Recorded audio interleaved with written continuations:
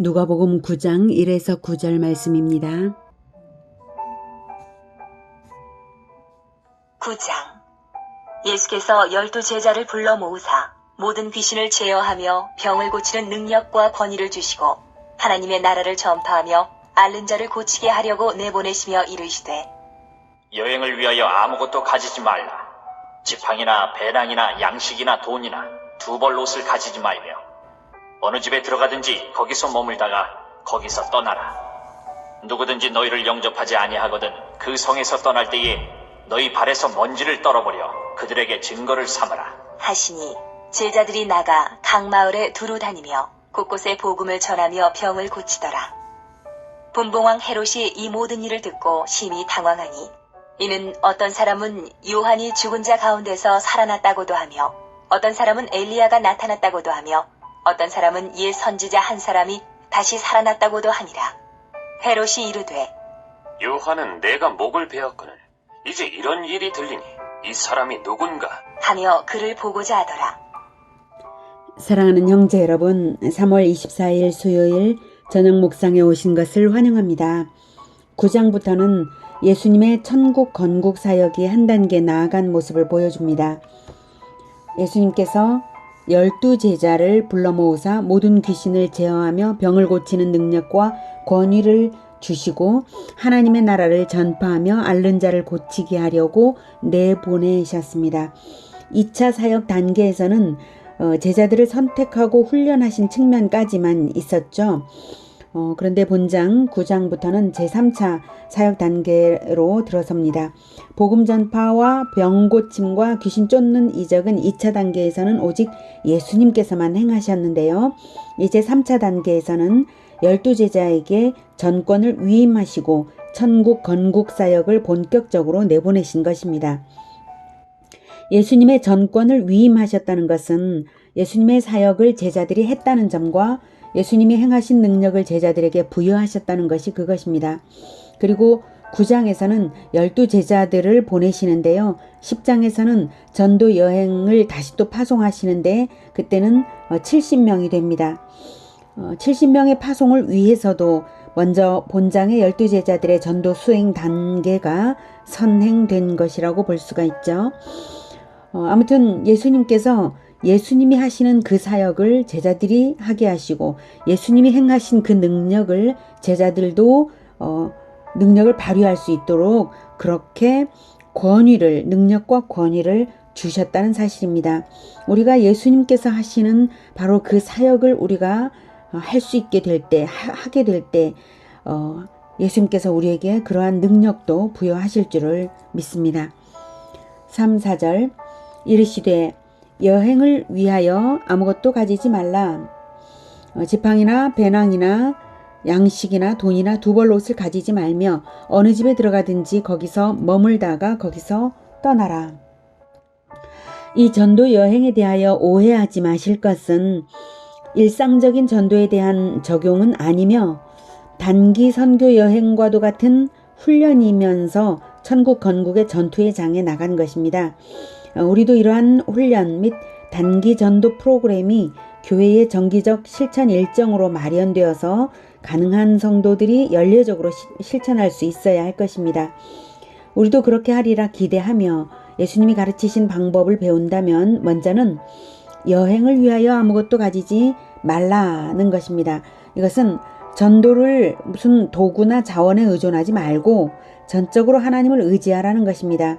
여기서 오해하지 마실 것은 이미 지팡이는 하나씩을 가졌으므로 하나를 더 가지지 말라는 것입니다. 일상적으로 이미 가지고 있는 것까지 금지하신 것이 아니라 여행을 위한 추가적인 준비를 금지하신 것입니다. 4절 어느 집에 들어가든지 거기서 머물다가 거기서 떠나라는 근동 지역의 문화와 우리나라가 많이 달라서 설명이 필요한데요. 창세기에 아브라함을 찾아온 세 사람을 아브라함이 극진히 대접을 하는 장면이 있죠. 그 셋은 사람의 모습으로 찾아온 하나님과 천사들이었습니다마는 아무튼 아브라함은 사람을 보았지만 그 세 사람을 아주 극진히 대접을 함으로써 하나님과 천사들을 극진히 대접하는 그런 결과가 되었습니다. 아브라함처럼 나그네들에게 극진한 영접을 하는 것이 근동세계의 문화입니다. 이 문화는 현대에까지도 이어져 오고 있어서 이슬람권의 선교를 나간 사람들이 팀으로 가정을 방문하여서 대접을 받으며 복음을 전하곤 하는데요. 그것이 무례하거나 무리한 그런 전도가 아니라 오히려 그 나라 그 이슬람권 문화에 아주 자연스러운 방법이 되고요. 그 집에서 숙식도 해결되는 것이기도 합니다. 실제로 그렇게 전도 여행을 합니다. 예수님께서 한 번 들어간 집을 이동하지 말라고 하시는 것은 장소의 경솔한 이동으로 인해 발생할 수 있는 오해나 잡음을 방지하게 하시는 것입니다. 이슬람권에서는 한 번 들어간 집에서 손님이 나그네가 다른 집으로 이동을 해버렸다면 처음 들어간 그 집이 손님 접대를 제대로 하지 못했다고 판단하여서 그 마을에서 아주 욕을 먹습니다. 그래서 그런 오해가 일어나도록 해서는 안 되는 것이죠. 그래서 장소의 경솔한 이동으로 인해 발생할 수 있는 오해나 잡음을 방지하게 하시는 것입니다. 전도자는 오직 전도에 집중해야지 다른 어떤 조건들을 보고 이 집에 있기 싫다 이렇게 해서는 안 된다는 거죠.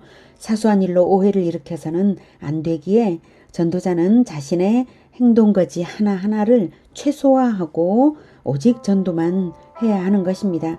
인간적인 면들을 보지 말고 오직 전도에 집중하는 것이 중요합니다. 5절 누구든지 너희를 영접하지 아니하거든 그 성에서 떠날 때에 너희 발에서 먼지를 떨어버려 그들에게 증거를 삼으라. 전도자를 맞이하여서 복음을 듣는 것은 엄청난 축복입니다. 반면에 전도자를 내치는 것은 저주를 초래하는 것입니다. 예수님은 전도자들로 하여금 축복의 통로가 되게 하셨기 때문입니다. 그래서 전도자를 거부하고 복음을 거부하는 마을에서 떠날 때에는 그 마을과 전도자들이 전혀 아무 관계없음을 나타내는 행동을 하는 것입니다. 발에서 먼지를 떨어버리는 것은 그 당시 유대인들이 이방 땅에 갔다가 돌아올 때에 이방의 먼지까지도 부정하게 여기고 이방 지역을 떠날 때에 행하는 의식적인 습관이었습니다. 이방에게 임할 하나님의 저주와 심판을 그 이방 지역에 떨어버린다는 의미죠. 제자들이 전도를 나간 마을들은 유대 지역인데도 예수님의 제자들을 영접하지 않으면 그리하라고 명하심으로써 복음을 받아들이지 않으면 이방인이나 다를 바 없음을 나타낸 것이죠. 예수님께서 하신 말씀이니 정말로 복음 전도자들의 권세가 축복과 저주를 가르는 놀라운 권세임을 알 수 있습니다.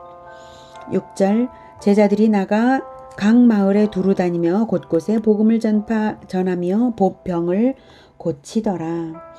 정말로 병 고치는 이적이 12제자들에게서도 베풀어졌고 12제자들이 다니는 영역이 꽤 넓었음을 또한 알 수 있습니다. 그래서 소문이 널리 퍼져서 분봉왕 헤롯이 이 모든 일을 듣고 심히 당황했습니다. 아주 공포에 떨어서 어찌할 바를 모르는 상태까지 된 것입니다. 그만큼 예수님께서 직접 하신 것도 아니고 제자들이 하신 것인데 제자들이 했는데도 그런 놀라운 이적들이 나타났기 때문에 더욱 놀란 것이죠. 그리고 더욱 널리 소문이 퍼져서 그랬고요. 근데 이 분봉왕 헤롯이 또한 이렇게 아주 공포에 떨어서 어찌할 바를 모르는 그러한 상태가 된 것은 사람들이 말을 하기를 어떤 사람은 요한이 죽은 자 가운데서 살아났다고도 했기 때문이죠. 즉 헤롯은 자기가 요한을 죽인 일이 떠올라서 양심의 가책을 느끼고 공포에 떤 것입니다.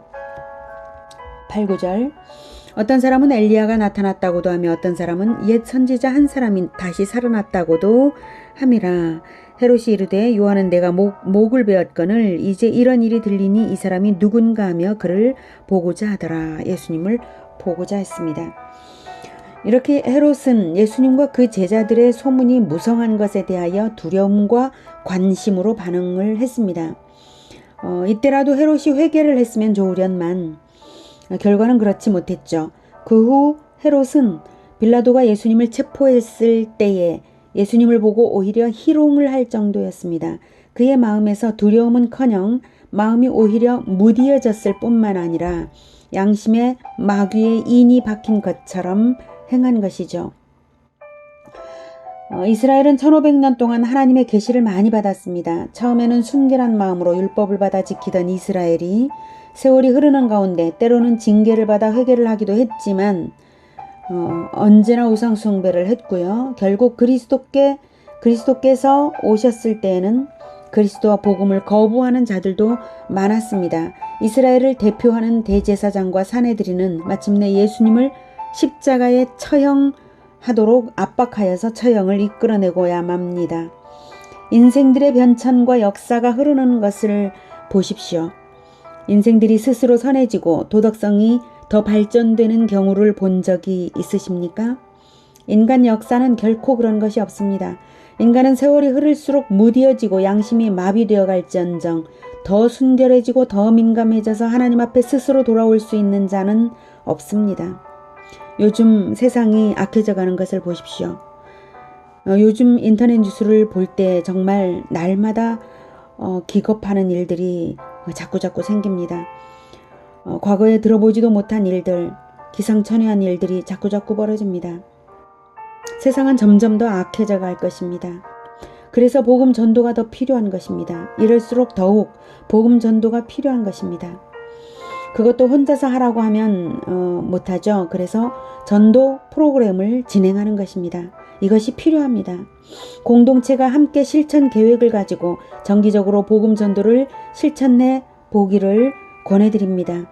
이것이 천국 건국의 본격 실천이고 가장 쉬운 최고의 선행이고 결정적인 승리 전진인 것이고 그리고 축복의 통로로서 축복을 누리는 권세를 가지는 것입니다. 꼭 그렇게 복음 전도를 실행해 보시기를 권해드리면서 복음 전도 실천을 통하여 풍성한 축복을 누리고 널리 축복을 펼치는 인생 되시기를 축복합니다. 기도하겠습니다. 하나님께서 예수님을 통하여 우리에게 복음을 전하여 주신 건 너무나 감사합니다. 또한 우리 역시 예수 제자가 되어서 복음을 전할 수 있도록 사명을 받은 것, 사명을 주신 것 정말 감사합니다. 우리가 복음을 가지고 세상에 나아가서 복음을 전하겠습니다. 때를 얻든 때를 얻지 못하든 열심으로 전하겠습니다. 그리고 몇몇씩 조를 이루어서 실천팀을 꾸려서 정기적인 복음 전도 실천 행사를 하고자 합니다. 하나님, 우리가 그렇게 할 수 있도록 도와주시고 그렇게 복음을 들고 세상에 나아갈 때에 복음을 들어서 예수님을 영접하여 구원받을 영혼들을 우리에게 붙여주시고 우리로 하여금 축복의 통로가 되게 하여 주시옵소서. 그리고 우리에게 예수님의 그 사명을 우리에게 주셨사오니 예수님의 능력도 또한 우리에게 입혀주셔서 우리가 예수님의 이름으로 기도하고 예수님의 이름으로 행할 때에 우리가 예수님의 제자들인 것을 주님께서 확증하여 주시기를 또한 원합니다. 늘 우리를 통하여 복음이 많이 전파되고 하나님께서 영광 받으시기를 원합니다. 예수 그리스도 이름으로 기도드립니다. 아멘. 이어지는 시간은 개인 기도 시간입니다.